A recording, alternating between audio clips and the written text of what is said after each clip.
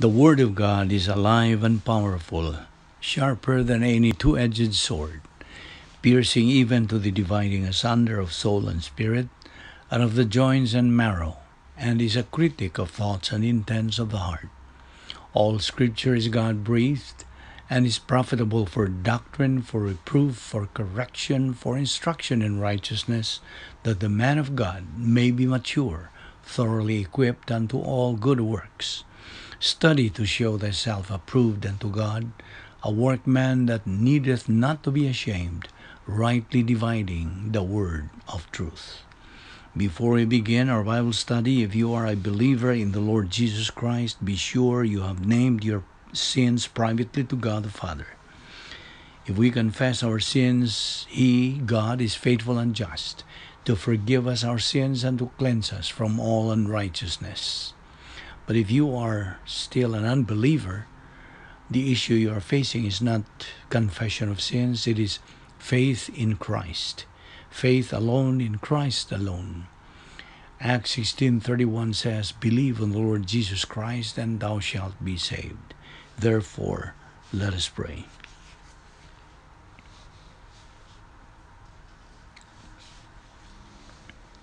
Let us pray. We consider the privilege, Heavenly Father, to have the freedom and the opportunity of fellowshipping in your word. We are grateful that through your grace, you brought us this time in this Bible study to take in your precious word, which is the only shield we can equip and arm ourselves to confront any false teaching that religion tries to spread in this devil's world. We now pray that you give us the concentration through the filling of the Holy Spirit. Challenge and motivate us to the things you are going to teach us. Make these things a blessing to us. All this we ask in Christ's name. Amen. Now, we have been talking about the divine discipline that our God, our Lord, is going to impose on believers who are out of line, who get out of fellowship. We have to be disciplined by Him being His children. And so, if we realize that, we confess those sins we have committed, and instantly we go back into fellowship with God. We have to keep moving this time, not just remain in there, continue in our spiritual momentum. Because being inside the fellowship, that gives you the capacity to continue in your spiritual momentum. So we can reach our spiritual goal, which is spiritual maturity.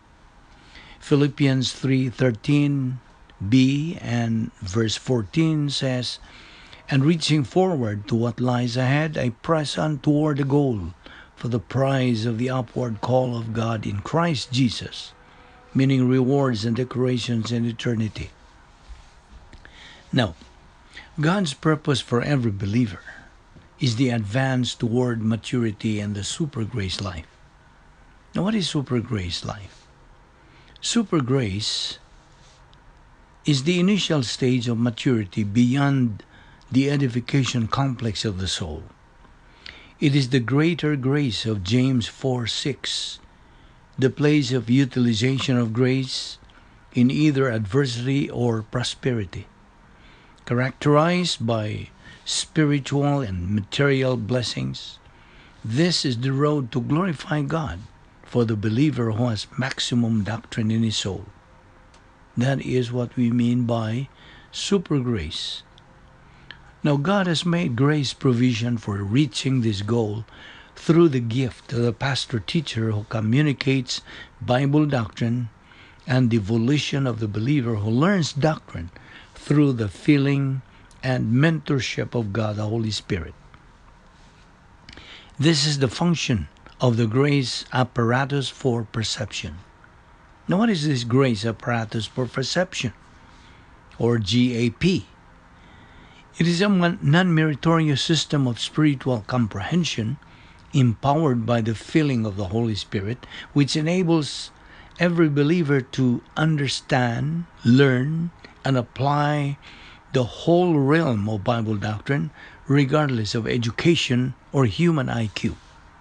That is grace apparatus for perception. We never stand still in the Christian life. We either progress or retrogress. The rate at which we advance or retreat depends on our consistency or failure to learn and apply Bible doctrine. When we accomplish the goal of spiritual maturity, we become a winner in the spiritual life and a witness for the Lord Jesus Christ in the angelic conflict or spiritual warfare. Now, Hebrews 12:15 says, "See to it that no one comes short of the grace of God, that no root of bitterness springing up causes trouble, and by it many be defiled." Now, coming short in Greek is hostereo. Hostereo, coming short of the grace of God, has several connotations. To fall short, to be below standard, to fall back, to miss out on. In other words, hostereo indicates refusal to avail yourself of the grace provisions for advancing to spiritual maturity.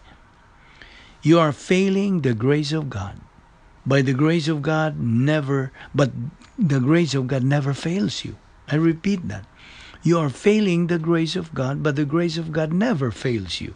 His grace is immutable.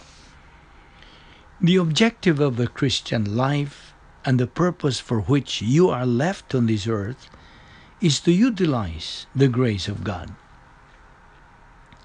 You see, when you use the rebound technique, God applies the same principle of forgiveness that canceled your sins at salvation.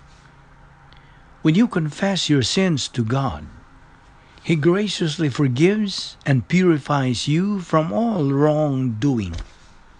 Your sins are blotted out, Isaiah 44:22. You are back in the bottom circle and filled with the Spirit. You did not earn forgiveness at salvation, and you do not earn forgiveness afterwards. To possess the happiness, peace, blessing, joy, and the power that God has made available to all believers, you must first appropriate His grace in rebound. If you think you can help God to erase your sins by changing your behavior through some form of sublimation, or agonizing in the closet, or trying to work up some ecstatic or emotional experience, or fasting and praying, or through some system of good works or giving, or because you are holy or use holy language, then you have failed the grace of God. All human works are contrary to grace and can never remove the misery of your failure. The most difficult issue for some of you to understand is that God forgives you and blots out your sins immediately when you name or cite them to Him. The rebound procedure is so simple. The grace of God in action. The Greek word phuo, P-H-U-O, springing up, actually means to sprout in the mind. In order for anything to sprout, first of all, there must be a seed, right? And what must the seed do before it can sprout? Die. When you remember a sin that is dead and buried, forgiven and forgotten, you remember as you nurture the root of bitterness. The root from the dead seed grows downward and sprouts shoot upward. What do you suppose those sprouts are? From your bitter soul shoots up a devastating chain of mental, verbal, and overt sins, resulting in even more misery and discipline. Your discipline now is not for the sin that is dead, but for the sprouts that have surfaced: bitterness, gossip, maligning, revenge, harassment, vindictiveness, ostracism. Now, the present active subjunctive of enokleo, trouble, indicates that you allow your skeleton to keep on troubling you. The inevitable root of bitterness in your soul causes others to be defiled by Operation Fallout. Whenever you fail to isolate your sin, the repercussions never stop with you. Your failure is pervasive, spreading to everyone around you. Not only are you miserable, but you cause misery to those with whom you associate. You cause others to become bitter. You generate revenge activity. You influence other people to become gossips and maligners. You engender emotionalism, guilt complexes, and self-flagellation. You not only drive people away from you, but you drive people away from the Lord and His Word. When you succumb to this type of carnality, you always hurt the people you love most. However, there is a gleam of light. The subjunctive mood of enokleo is potential, which means that bitterness does not have to trouble you if you will confess your sin and forget it. Hebrews 12:15 commands you to forget your skeleton in the closet. Dispose of it where God has already taken it. As far as the east is from the west, so far has He removed our transgressions from us. Psalm 103:12. You need never look back. Now, let's take up Jude first, verse 1. Jude, chapter 1, verse 1. Verse 1 says, Jude, the servant of Jesus Christ, but brother of James. Now the verb is left out here. And is left out, as a matter of fact, not only here, but is left out beginning virtually every epistle in the New Testament. It is the word write, because that's what he is doing. He is writing a letter. The word here that is left out is grapho. Grapho. Grapho. That's where we get the English word graph. And the form of the verb is probably, are no doubt here. The present active indicative, third person, singular Jude, is writing. And because that's a transitive verb, it has a direct object. But the direct object here is unexpressed. It's basically the epistle that he's writing. So, it says, as is translated in the King James, to them that are sanctified by God the Father and preserved in Jesus Christ and called. Now you notice that at the end of the verse here that we have the word and before called, and you notice that it's in italics. At least in the King James, and the reason that's in italics is because it's not part of the original. Now, the word called here is what we are currently dealing with. This is the masculine dative plural of the adjective kletos. And usually that's the indirect object of the verb. Here is the adjective kletos, Kletos, literally klitois. Well, there's actually a definite article that is used with this adjective. We go back up to the first part of the verse, Jude, a servant of Jesus Christ, but brother of James, to them that are sanctified by God the Father. The word them that are sanctified. The word them is the masculine dative plural of the definite article ha. So, he is writing to the called out ones. Actually, what it means is having been sanctified. That's positional sanctification. Having been kept or guarded, that's eternal security. So the indirect object of the verb he's writing here is the word called at the end of the verse again. This is tois, klitois, to the called ones, Kaleo is the word which means to call. Klesis is the noun which means calling. And then we have the adjective that is derived from it that's used here, kletos. And this means, as we translated it into English, called. Actually, the word kaleo really means to invite. Sometimes in English, it's translated as, let's go back and see again in Matthew 22, bidden, ones that are bidden to the feast. So, kaleo is translated called, but this means to invite. Calling in English means invitation. And called, used the English adjective, means invited. Now, kaleo, klesis, and kletos not only means invite, but it is an invitation, but slightly stronger than an invitation. And the strongest possible invitation is like a summons, but it's not as strong as a summons. So therefore we have to limit it to being to invite, invitation, or invited. Sometimes kaleo is used for naming somebody. They're called this, that means they are named that. But when it's used doctrinally with regard to the doctrine of calling or invitation, it's always a reference to the invitation to salvation. So again, it's translated called. We're going to correct that to he is writing to the invited ones. Now, in the transponsive plan of God in salvation, here is the stimulus.